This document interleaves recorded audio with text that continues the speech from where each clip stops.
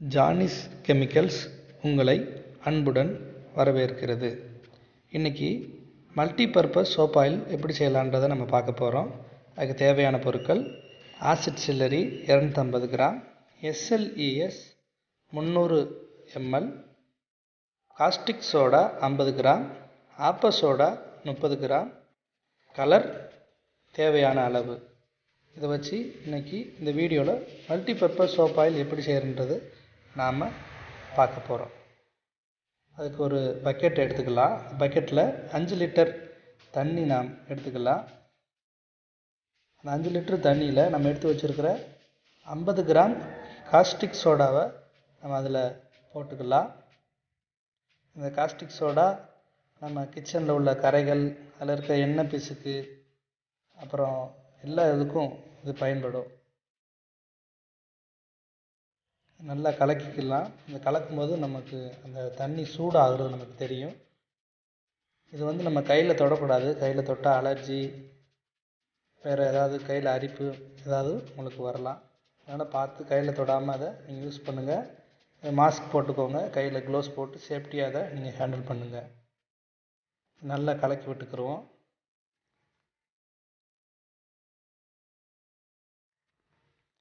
அது நல்லா கலங்கினதுக்கப்புறம் நம்ம எடுத்து வச்சுருக்கிற ஆசிட் சில்லரி 250 கிராம் ஒரு பாட்டில் எடுத்து வச்சுருக்குறோம். அதை நம்ம அதில் கலந்துக்கிடலாம். இது நல்ல அழுக்கு எடுக்கிற ஒரு நிவாரணியாகவும் ஒரு நல்ல நுரைவளமும் இதில் நமக்கு கிடைக்கும்.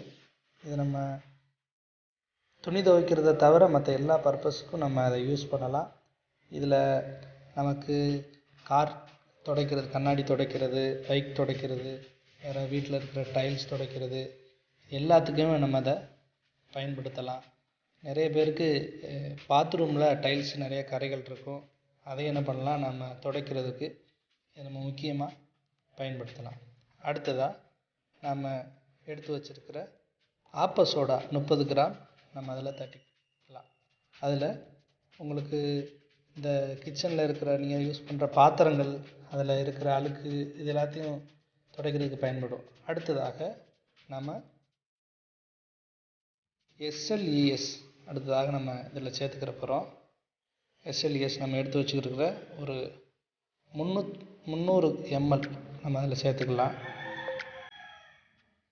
நம்ம அதை கொஞ்சம் கொஞ்சமாக சேர்த்துக்கிறணும். இதுலேருந்து நிறைய நுரைவளம் வரும். இது எதற்காக பயன்படுத்துகிறோம்னா, சோப் ஆயிலை கட்டி ஆக்கிறதுக்காக நம்ம பயன்படுத்துகிறோம். இதை நம்ம சேர்க்கலைன்னா சோப் ஆயில் ரொம்ப தண்ணியாக இருக்கும். அதனால் நம்ம அதை கொஞ்சம் கட்டி ஆகிறதுக்காக, அப்புறம் நுரைவளத்துக்காக, அழுக்கு எடுக்கிறதுக்காக இந்த எஸ்எல்இஎஸ் பயன்படுது. இதை நம்ம நல்லா சேர்த்து கலக்கிடலாம். கடைசியாக நம்ம கலர் சேர்த்துக்கிற போகிறோம். இந்த கலர் சேர்த்து நம்ம நல்லா கலக்கி விட்டுக்கலாம். கலர் ரொம்ப போட்டுறாதீங்க. கலர் கொஞ்சமாக சேர்த்து ஒரு தண்ணியில் கலக்கி நீங்கள் அதில் சேர்த்துக்கலாம். உங்களுக்கு எவ்வளோ கலர் வேணுமோ அவ்வளோ கலர் நீங்கள் சேர்த்துக்கலாம். அடுத்ததாக நீங்கள் பெர்ஃப்யூம், நாங்கள் ஃப்ரூட்டி பெர்ஃப்யூம் நாங்கள் இதில் கலந்துருக்குறோம். இதை கலந்து நீங்கள் இதை யூஸ் பண்ணி பார்க்கலாம். உங்களுக்கு நல்ல அழகான சூப்பரான சோப் ஆயில் உங்களுக்கு இதில் ரெடி ஆயிடுச்சு. இப்போ நீங்கள் பார்க்கலாம் எப்படி இருக்குன்னு சொல்லி. நல்லாவே வந்திருக்கு நமக்கு சோப் ஆயில். தேங்க்யூ ஃபார் வாட்சிங்.